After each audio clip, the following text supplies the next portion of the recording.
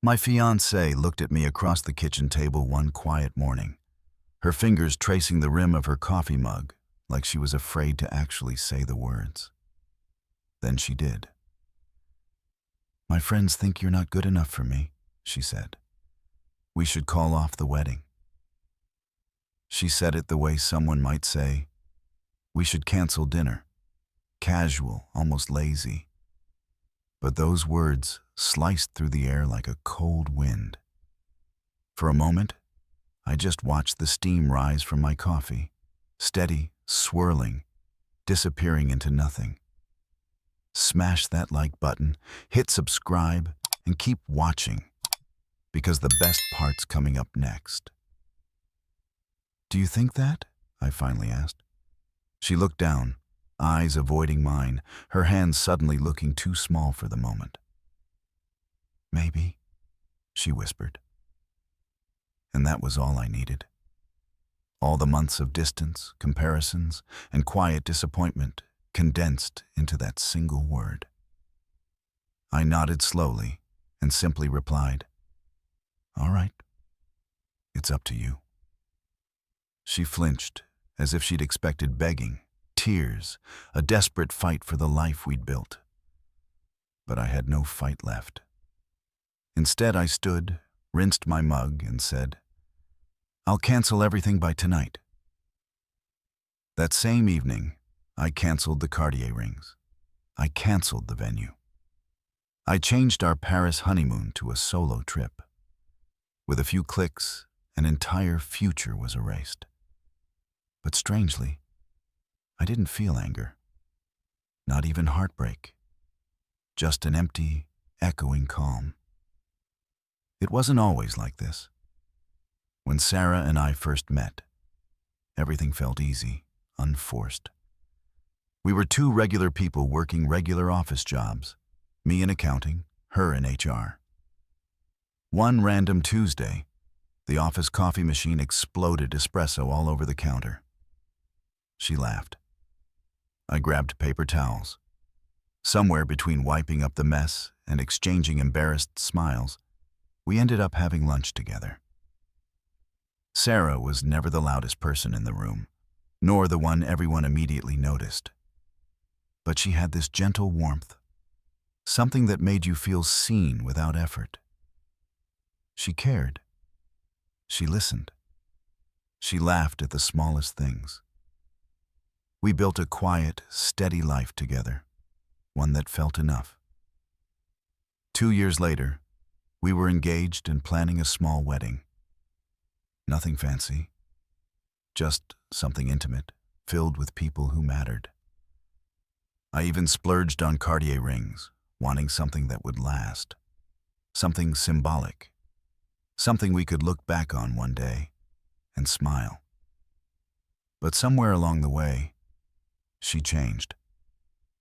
Not suddenly, but gradually, in ways I didn't see until it was too late.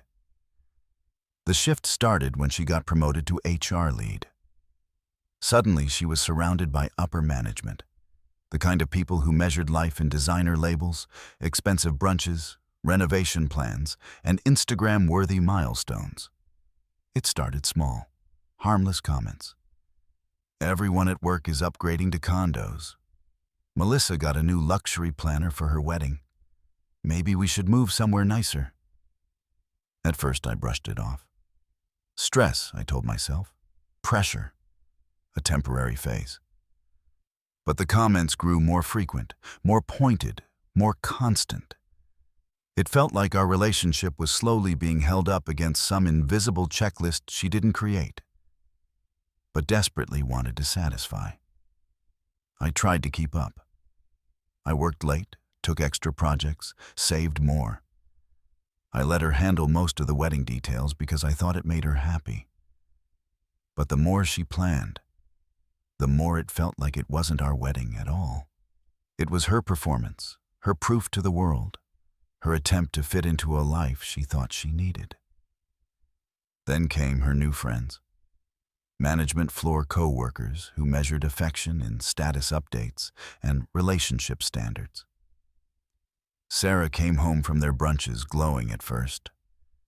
Then the glow changed, became envy, pressure, restlessness. I remember one night, scrolling Pinterest beside her while she planned decorations, and she suddenly whispered, "Do you ever feel like you're not keeping up?" "Keeping up with what?" I asked.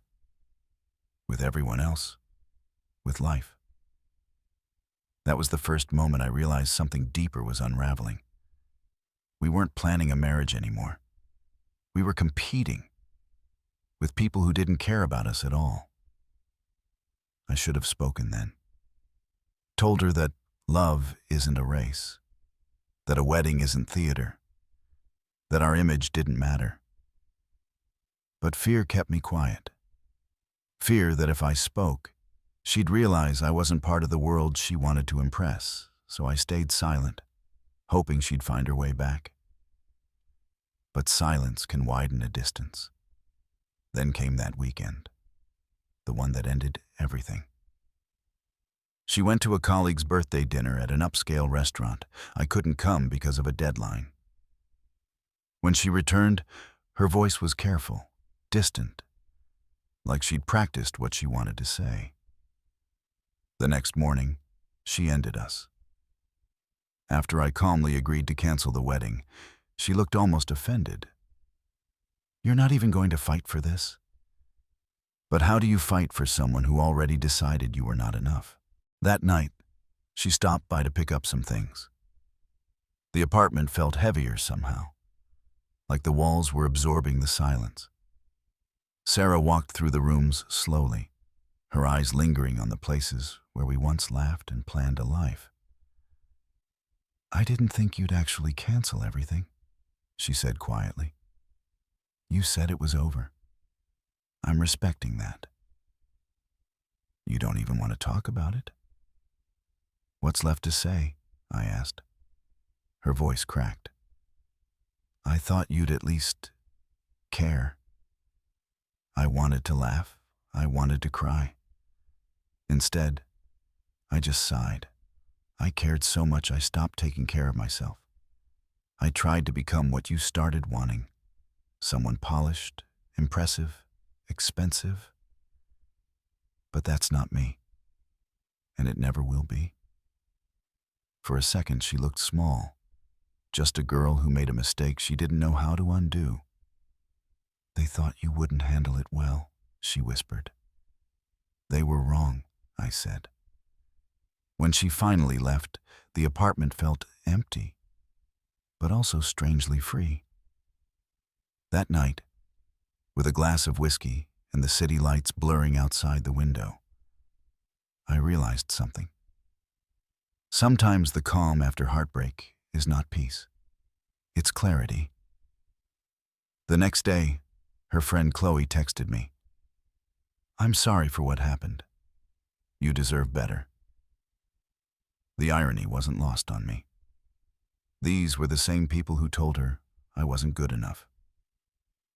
A few days later, I boarded a flight to Paris, alone.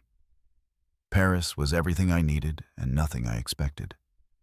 The quiet mornings, the river, the long walks through streets filled with strangers who didn't know my story. I breathed again.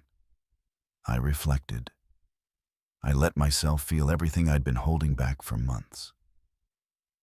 3 days into the trip, I posted a picture on Instagram of a simple coffee cup and the Seine in the background. That same evening, Sarah messaged me. She said she'd been wrong, said she was sorry, said she didn't realize what she had. I didn't respond. A week later, I received a call from an unknown number while sitting outside a cafe. "Hey, it's Chloe." Of all people. She spoke gently, saying she didn't expect me to actually take the Paris trip.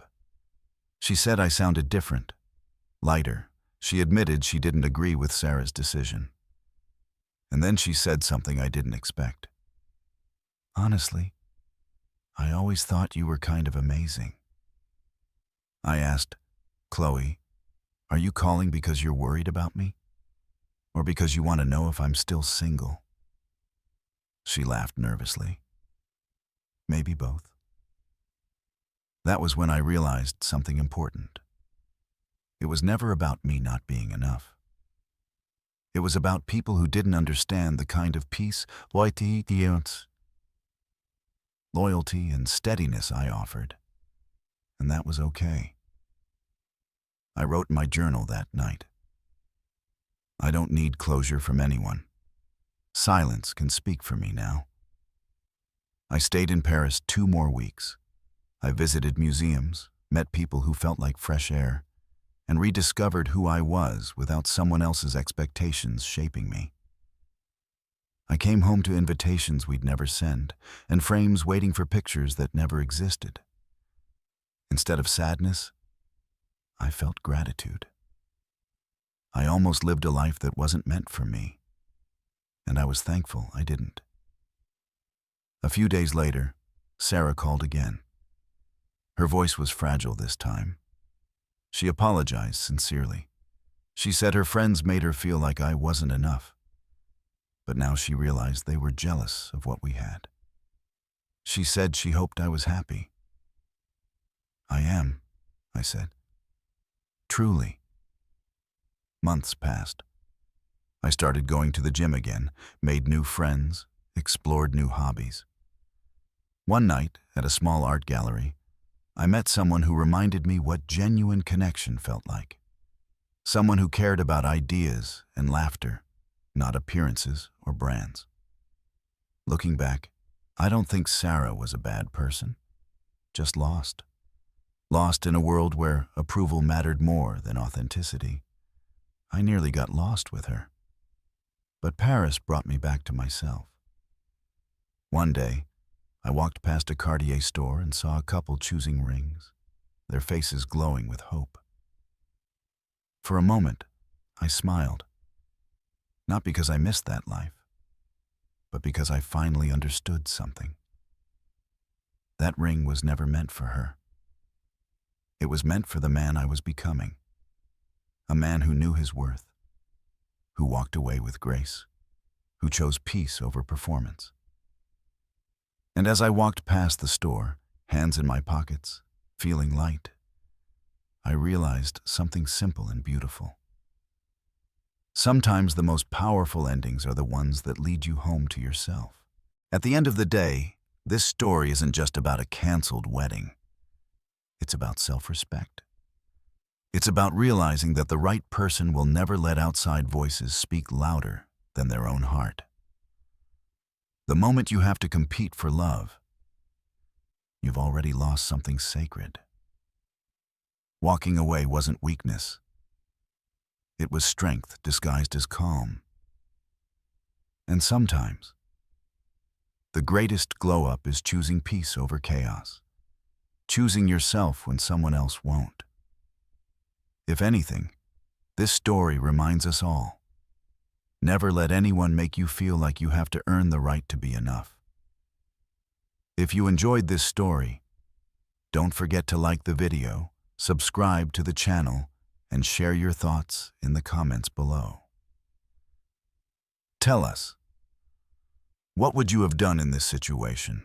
Your opinions keep these stories alive, so let's talk about it.